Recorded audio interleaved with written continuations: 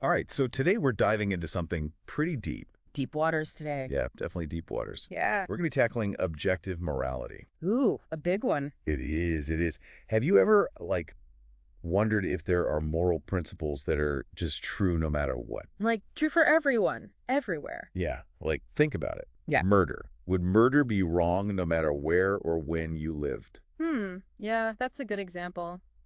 It feels like it should be, right? Like, it's just inherently wrong. Right. So that's kind of the idea behind objective morality, that there's this moral code, woven into the universe. So it's not something we decide, it's something that just is. Exactly. And we've got this really cool excerpt that we're going to be diving into that kind of breaks down the whole concept. Awesome. So we're going to see what makes people think it's real, what makes people doubt it. Exactly. All sides. Looking forward to it. I always like to start with a definition, though. Yeah, good point. So what are we even talking about when we say objective morality? What does that even mean? Well, I think the best way to think about it is it's like, are there moral principles that are universal? Like, no matter who you are, where you live, what time period, those principles hold true. Okay, so not like fashion, right, where it changes all the time. This would be constant. Exactly. Like, think about math, right? 2 + 2 = 4. Anywhere. Anywhere. It doesn't matter if you're in ancient Greece, it's still true. Yeah. So that's kind of the idea with objective morality, that these moral principles, these moral laws, they are constant no matter what. They just exist. They just exist. And another key element of this idea of objective morality is that it's not dependent on us. Like, we didn't invent it. It's not something that, we decide. So it's like we're discovering it rather than creating it. Exactly, like discovering a law of physics or something, Yes. like gravity. It's just there. Okay, I see. I'm already feeling a little skeptical, I'll be honest. I feel it. I feel it. But let's hear the arguments for objective morality, right? Like, what makes some people think that this could actually be, a real thing? So I think one of the most compelling arguments is this idea of shared moral intuitions. Oh, okay. So basically the idea is, across different cultures throughout history, people seem to have a pretty consistent sense that some things are just wrong, causing unnecessary harm. Yeah. It's like even little kids. Yeah. They just seem to understand that hurting each other is bad. Exactly. So it seems like there's this an aversion to seeing others suffer. Some kind of fairness, a basic sense of fairness. Exactly. So proponents of objective morality would say that these shared intuitions point towards some kind of underlying universal moral truth. Like we're all tapping into the same moral source code or something. Exactly. Yeah. It's built into us somehow. Okay, I see how that could be persuasive. It is interesting, isn't it? But what about the differences we see between cultures? Right. Right, because some societies have practices that others find just absolutely appalling. How can we even talk about objective morality when there's so much disagreement about what's right and wrong? That's the classic challenge of cultural relativism, right? Yeah. And it's a tough one to kind of reconcile with objective morality, because the diversity of moral beliefs and practices across cultures, it makes it seem like, well, maybe morality really is relative. Maybe it's just about what your particular society or your group believes. So are people who believe in objective morality saying that all these other cultures are just wrong about morality? It's tricky, right? Because it's not necessarily about saying they're wrong, but it's about maybe they have a limited understanding. Think about it like this. For centuries, people thought the earth was flat. That didn't make it true. It just meant their understanding was incomplete. Oh, okay. Limited perspective. Right. So advocates for objective morality might say, well, maybe different cultures have different levels of understanding when it comes to morality. So some cultures might be more advanced than others, even if their practices seem weird to us on the surface. It's a bold claim, for sure. It is a bold claim.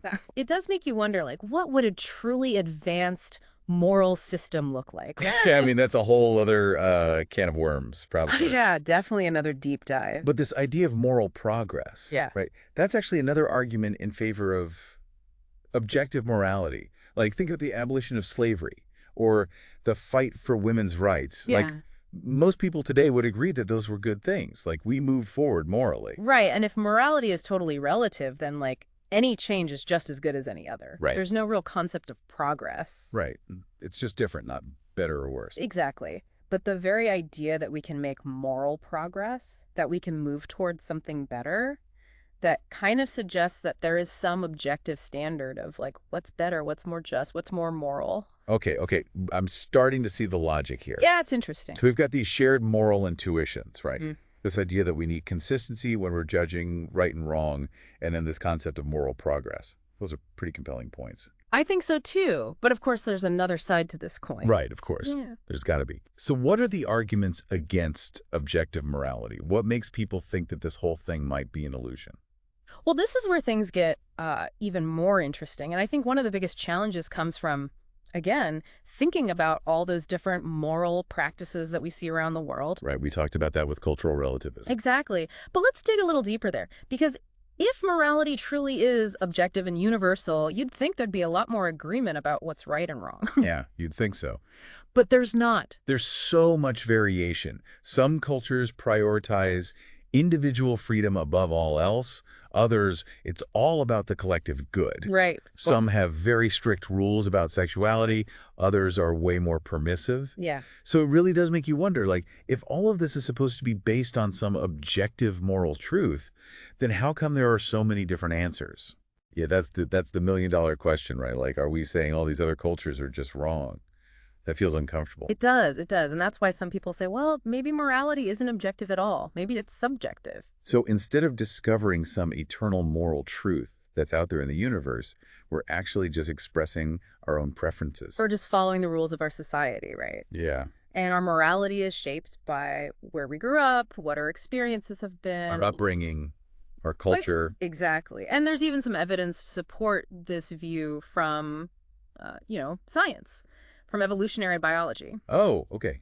So bring in the science. How does evolution play into this? Well, evolutionary biologists would say, our moral instincts, they probably evolved to help us survive and reproduce. Okay. Because behaviors that promote cooperation and social harmony, they would have given our ancestors an advantage, right? Yeah. So those behaviors got passed down through the generations. So instead of morality being about some, like, external moral law, it's more like a set of survival tools. It's possible. Like, we're programmed to cooperate and care for each other because it helped our species survive. Exactly. And if you think about it, that could explain why moral values can be so different across cultures. Right. Because different environments, different social structures, those would have favored different kinds of moral adaptations. Okay. My brain is starting to hurt. I know, it's a lot to wrap your head around. It really is. Because, like, on the one hand, we have this idea of these objective, universal moral truths, like woven into the fabric of existence. Right, that feels really powerful. Yeah, but then on the other hand, we have this possibility that morality is really just a bunch of evolved instincts. Relative to our culture and upbringing. Yeah, it's a tug of war. It is a tug of war, and that's why this debate is so fascinating, because both sides have really compelling arguments. And maybe no easy answers. Maybe not. But I think it's helpful to bring in some of the heavy hitters, the big thinkers who've tried to grapple with this. Yeah. Let's bring in the philosophers. Let's do it. Okay, so who are some of the major figures who've, like, really tried to make sense of this whole objective morality thing? Well, we've got to start with one of the oldest and most well-known theories, which is divine command theory. Oh, okay. Divine command theory? I've heard that one. That's the one that's basically saying God calls the shots, right? Essentially, yeah. Like, moral laws are basically divine decrees. So something is good because God says so. Exactly. But doesn't that raise some, like, tricky questions? Like, what if God commanded something that we consider evil? Would that suddenly make it morally good? You've hit on one of the major problems with divine command theory, right? It's a big one. It's often called the Euthyphro dilemma. It basically asks, is something good because God commands it? Or does God command it because it is good? Whoa, okay. So even the idea of God dictating morality gets kind of complicated. Very complicated. Yeah. It's like, is there an even higher power, a higher moral authority that even God has to answer to? That's mind-blowing. Mind-blowing, right. And it leads us to other theories like Kantian ethics. Kantian ethics. Okay, hit me with it. So Immanuel Kant, he was a philosophical superstar, and he believed in something called the categorical imperative. Okay, the categorical imperative. Lay it on me. Okay, so in simple terms, it says that moral rules should be universalizable, meaning like if you're going to act in a certain way, you should be able to will that everyone else acts that way too without it leading to like contradictions or chaos. Okay. So, like, if everyone lied all the time, society would just fall apart. Exactly. So Kant would say, like, lying is wrong because you can't universalize it without creating a totally unworkable situation. You can't make it a rule for everyone. Exactly. So for Kant, Morality was not about God's will, but about the logical structure of reason itself. Okay, interesting. So we've got divine command theory where morality comes from God, Hmm. Kantian ethics where it comes from, like universal rules of reason. Right. Are there any other big contenders in this philosophical showdown? Oh, absolutely. There's also utilitarianism, or at least a certain type of utilitarianism. Okay, utilitarianism. Isn't that the one that's all about maximizing happiness and minimizing suffering? That's the one. But how does that fit into objective morality? Well, some utilitarians believe that maximizing happiness or well-being for the greatest number of people, that could actually be seen as an objective moral standard. Okay, I see. So it's about like what actions create the most good overall, regardless of individual whims or preferences. So instead of focusing on rules or divine commands, it's about the consequences, Mm. right? Like what actually results from our actions. Exactly. And how those consequences affect overall happiness. Okay, so does that mean you could justify doing something that, like, seems wrong if it leads to a greater amount of happiness in the long run? That's one of the tricky parts of utilitarianism. It can lead to some ethically complex situations Right. where you really have to weigh potential benefits against potential harm. Right. Yeah. Like the classic example is, is it okay to sacrifice one person's life to save 10 others? Oh, yeah. Tough one. Utilitarianism forces you to confront that kind of question head on. Yeah, there's a lot to unpack there. A lot to unpack. Okay, so we've got God's decrees, universal rules of reason, and maximizing happiness. Is there anything else? Any other big ideas on the table? Well, there's one more perspective we should touch on, and that's moral realism. Moral realism. Okay. What's that all about? Moral realism takes a more direct approach. Moral realists believe that moral facts just exist independently of us. Just like physical fact. Just like physical facts, like they're out there in the world waiting to be discovered. They're a part of reality. Exactly. And we can access these moral facts through reason, observation, maybe even intuition. So it's like saying moral truths are just as real as gravity or the laws of physics. Precisely. Kind of blowing my mind a little bit. It is a pretty heady concept, and what it implies is that there really is a right and wrong answer to moral questions, even if we don't always know what it is. Wow. Okay. So we've gone from God's commands to universal rules to maximizing happiness to moral facts just baked into the universe. It's quite a journey. It's a philosophical buffet. It really is. I'm loving it. But we haven't even talked about how these ideas play out in the real world, right? Right. That's the next step. So how does this age-old philosophical debate about objective morality actually affect our lives today?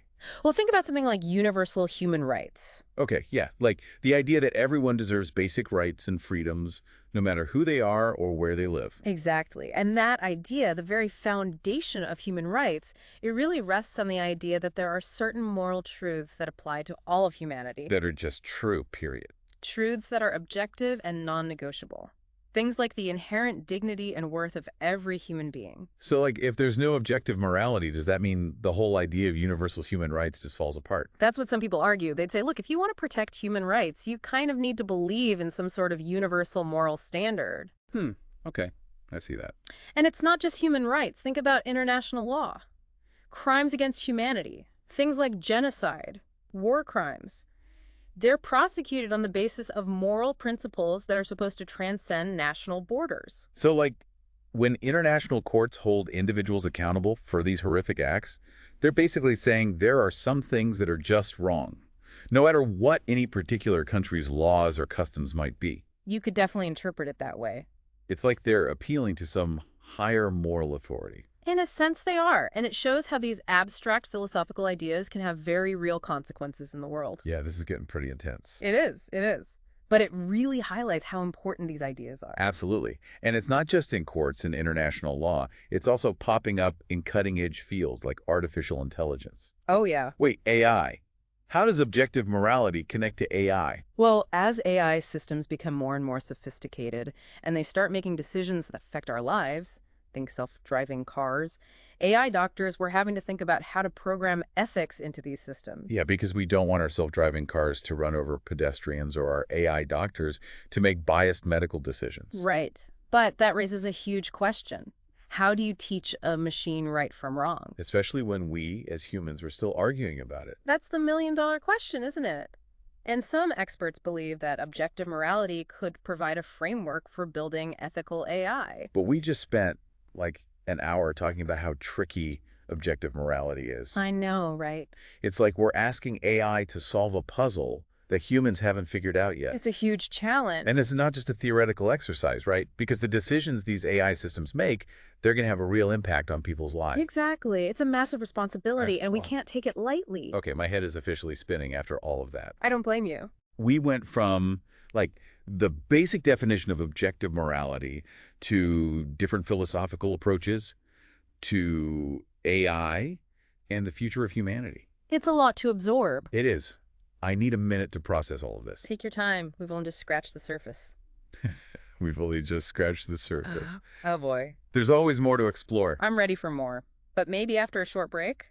Sounds like a plan. Okay, I think I've had a minute to catch my breath. Good. That was like a whirlwind tour of philosophical heavy hitters. We covered a lot of ground. We did. But before we go too far down that rabbit hole. On the rabbit hole. Yeah, all those grand theories. Right. I think we should circle back to the critiques of objective morality. Give those skeptics a little airtime. Absolutely. It's important to engage with all sides of the argument. Exactly. So remind me again, what are the main things that people bring up when they're like, nah, I don't buy this whole universal moral truth thing? Well, I think cultural relativism is probably the biggest challenge. Right. Different cultures, different morals. Exactly. Because if morality is truly objective, shouldn't we see more consistency across cultures? Yeah, it seems like we should, but we don't. Nope. We see all sorts of different beliefs and practices, and for some people, that's evidence enough to say, well, morality must be relative to your culture. Okay, so it's like that old saying, when in Rome, do as the Romans do. Right. But then that raises some pretty tough questions, doesn't it? Does that mean we can't criticize practices in other cultures, even if we find them morally repugnant? Yeah, that's a good point. What about things like, I don't know, female genital mutilation or honor killings, things that are considered morally acceptable in some cultures, but absolutely horrifying in others? Exactly. And that's one of the toughest things about moral relativism, because it makes it really hard to talk about things like human rights violations or practices that cause a lot of suffering when those practices are deeply rooted in cultural beliefs. It feels wrong to say that, like anything goes, but it also feels wrong to impose our own values on other cultures. It's a real dilemma. It is. It's a delicate balancing act for sure. And moral relativists would say that it's crucial to be sensitive to cultural differences and try to avoid imposing our own values on other people. So, more understanding, less judging. Basically, yeah. More focus on tolerance and understanding. Okay. So cultural relativism is a big one. Are there any other big critiques of objective morality that we should be aware of? Yeah, some critics actually go even further and question the whole idea of objective truth in general. Like objective truth about anything? Anything, including moral truth. This gets into the realm of postmodern thought. Postmodernism. Okay, now we're getting really deep. We are. So basically, postmodern thinkers, they're kind of suspicious of any grand narratives or universal truths that claim to apply to everyone, everywhere. So like they'd say there's no one right way to see the world. Right, because everyone's perspective is shaped by their own social position, their experiences, the power structures they're embedded in. So our understanding of morality, it's all just a product of our social conditioning, basically. Essentially, yeah. And from that perspective, the search for objective morality might be seen as like an attempt to impose a particular worldview on other people. Okay. So it's not about discovering some universal truth. It's more about like power dynamics and who gets to decide what's right and wrong. That's a big part of it, yeah. So we've got cultural relativism, emphasizing tolerance and understanding, and then postmodernism questioning the whole idea of objective truth itself. Yeah. It seems like the critics of objective morality, they're not messing around. They're not. And I think it's important to really grapple with those critiques, even if you ultimately decide that you do believe in objective morality. Because it forces us to, like, question our own assumptions. Exactly. Like, where are our beliefs coming from? Are we being intellectually honest? Yeah. And even if we think there are universal moral truths, it doesn't mean we have them all figured out, right? Right. There's always room for humility and self-reflection. Absolutely. Humility is key. Always. So maybe the takeaway here is think critically, stay open-minded, and be willing to wrestle with these tough questions. Couldn't have said it better myself. The journey is often more important than the destination. Ooh, I like that. Okay, so after all this back and forth, about the arguments for and against objective morality. Like, where does this leave us?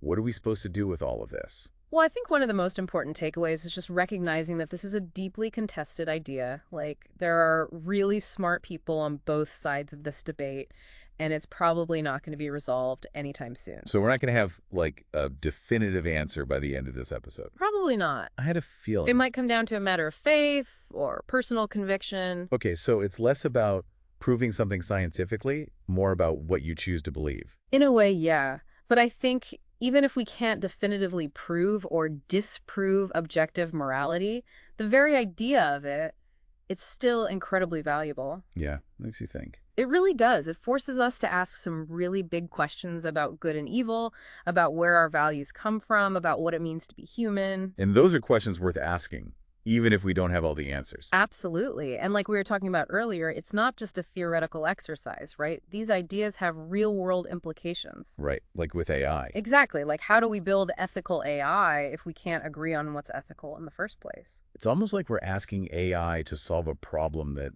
humans haven't figured out yet. It's a huge challenge. Yeah. And the stakes are incredibly high because the decisions these systems make are going to affect all of us. Okay, I need another minute to process all of this.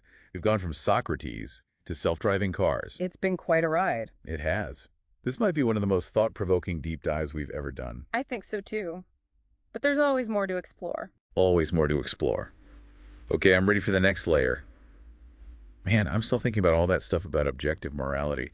It's pretty wild how one concept can connect to so many different things. Yeah, from like our personal values to like these huge global problems. We even ended up talking about AI. Right. It really shows you how deep this idea goes. Goes deep, for sure. It also made me think about, like, my own moral compass, Even if we can't, like, prove for sure that objective morality exists, it still makes you think about your own values. Absolutely. I Yeah. think that's one of the big takeaways from all this. Even if there's no like grand universal answer about what's right and wrong, we can still ask ourselves those questions on a personal level. So it's like, okay, maybe I can't solve the mystery of objective morality for everyone, Right. but I can still figure out what I believe. Exactly. And let those beliefs guide your actions. It's more about how you live your life than, like, winning a philosophical debate. Couldn't agree more. I think that's where the real value of exploring these ideas comes in. It helps you be more intentional, more thoughtful. Maybe even more compassionate. Absolutely. It's Mm. all connected. It's like this whole conversation gave me a new way of looking at the world. That's the beauty of philosophy. Right? Yeah. It makes you question things, see things from different angles. And hopefully become a better person along the way. Well said. This deep dive has definitely been a workout for my brain. It was a good one though, right? Yeah. Lots to ponder. It's incredible how much we covered, from ancient philosophers to, like, the cutting edge of AI. It's all connected somehow. It really is. Mm. So where do we go from here? What should our listeners be thinking about? Well, I think the exploration doesn't end here, right? This is just the beginning. Keep thinking about these ideas, keep questioning, keep learning. And maybe you'll come up with your own theory of objective morality. Who knows? Anything is possible. That's the spirit. Well, on that note, I think it's time to wrap things up. Time flies when you're having deep philosophical conversations. It really does. But hey, that's what deep dives are all about, right? Yeah. Exploring these big ideas and seeing where they lead us. Exactly. And hopefully inspiring our listeners to do the same. Couldn't have said it better myself. So, to all our amazing listeners out there, thanks for joining us on this incredible journey. Keep those minds curious. And remember, there's always more to explore. Until next time, keep diving deep.